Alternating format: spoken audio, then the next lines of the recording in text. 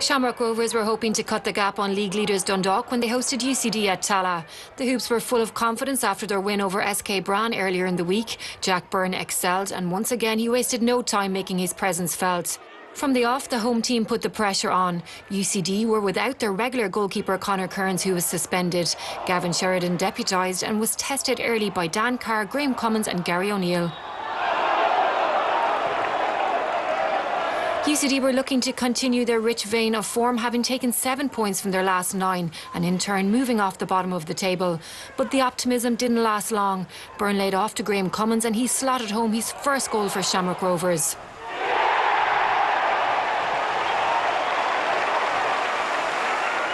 The home team were a constant threat. A corner from Byrne found the head of Aaron McAneff.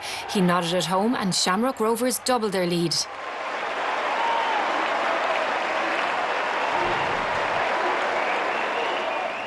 The onslaught from Stephen Bradley's side continued. Sean Kavanagh sent in the cross and Carr slid the ball to the net for his side's third goal.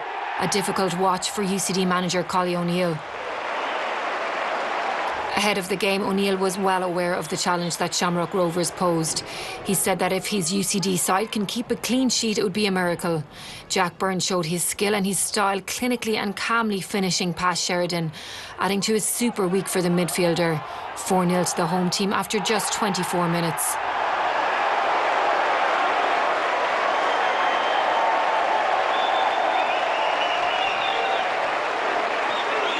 UCD tried to get a rhythm going and get a foothold in the game. Richie O'Farrell combined well with Paul Doyle.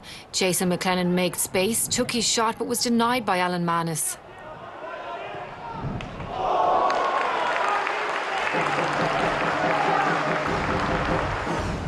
Shamrock Rovers won the previous 2 encounters between the sides this season and in the second half looked well on their way to a third victory. Aaron Green found McAneff, who sent in the second goal, a 5th for Bradley's side. A devastating performance all round despite the difficult conditions.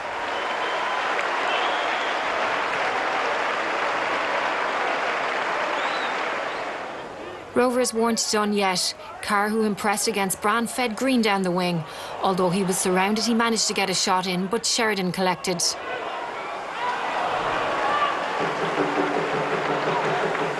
There was very little UCD could do to get back in the game, but they still tried. Dara Keane laid off to O'Farrell. He picked out Mark Dignam, but Manus dealt with it once more with confidence.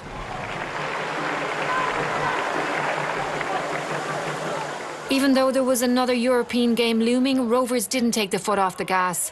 Kavanagh caused problems on the wing. Some clever play and quick feet, followed by a cross to the box and a finish by Green, gave Rovers a 6-0 lead. A nice boost ahead of their upcoming European game.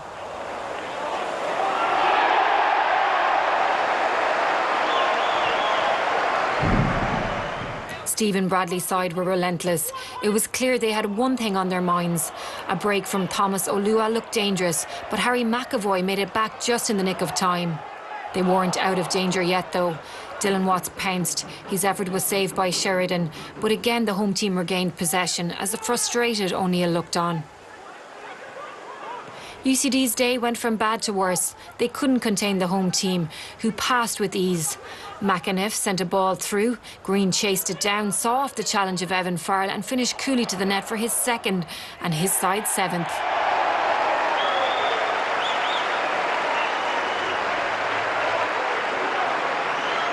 Even in the closing stages, Bradley's side kept their tempo high, building confidence ahead of next week's game.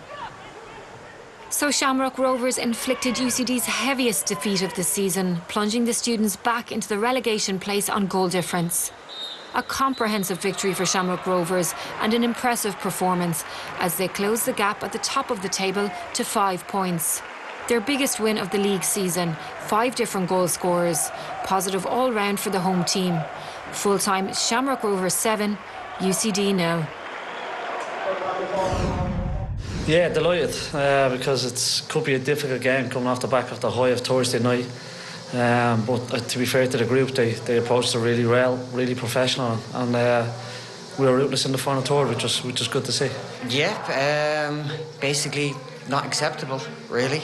I don't know if it was one of those games we were already defeated in our head before they turned up, but that's not a a standard that I'll stand for. So not happy, but it's over with, it's done with. We've got to learn from it and move on quickly.